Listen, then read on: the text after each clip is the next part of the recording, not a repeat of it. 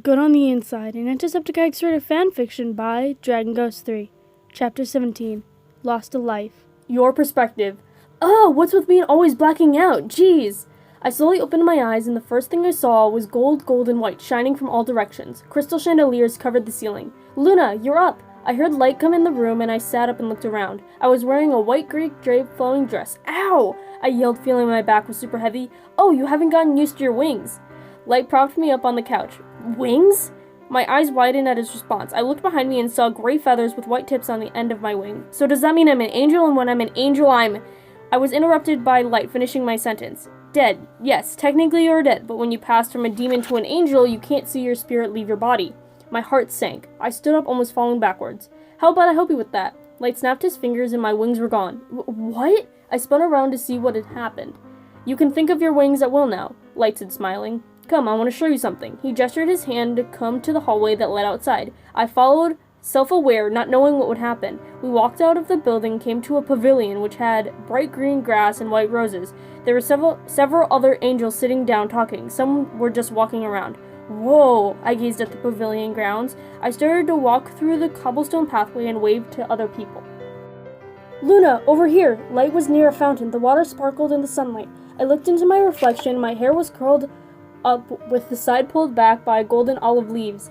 This is a watch fountain. Some of us miss our family and friends, so we come to the fountain. Put your hand over the water and think of who you want to see. Light turned away and walked to the balcony. I did what he said and thought of my family. The water rippled and showed my family near my casket. Everyone was there. On one side, my mom and my stepdad and my 3 brothers, and on the other side was my dad and my stepmom with my sister. As they pulled my casket down to the underground, Quinn, my oldest brother, placed a rose on the head of the casket. Kobe, my second brother, placed some lilies on the base, and Ethan, the youngest, put some baby's breath on the top of it.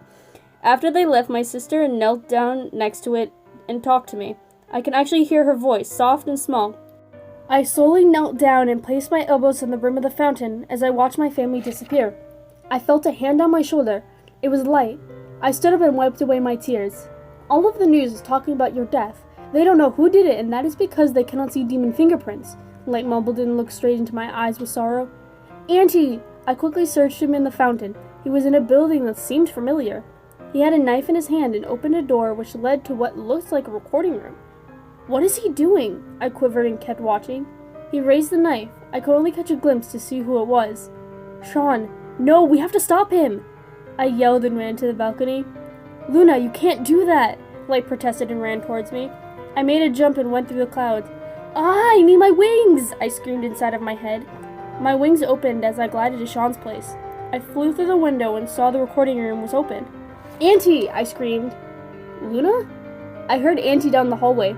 I sprinted down the hall and saw Sean almost paralyzed at what Auntie was about to do. What are you doing here? Auntie questioned and put down the knife. First of all, why were you going to kill Sean? I yelled and walked closer to Auntie. My wings barely got through the door. That's none of your concern, Luna. He tried to put a hand on my shoulder, but it went right through me. What? Do that again. I waved my hand through Auntie. Demons and angels can't touch in the mortal world, Auntie said randomly and put down the knife. So, this is the end, I chuckled in defeat. I guess so, Luna. I guess so. He walked out of the room and out of the house. Sean just stared at me. What? You can edit that out, right? I shrugged and looked at the camera.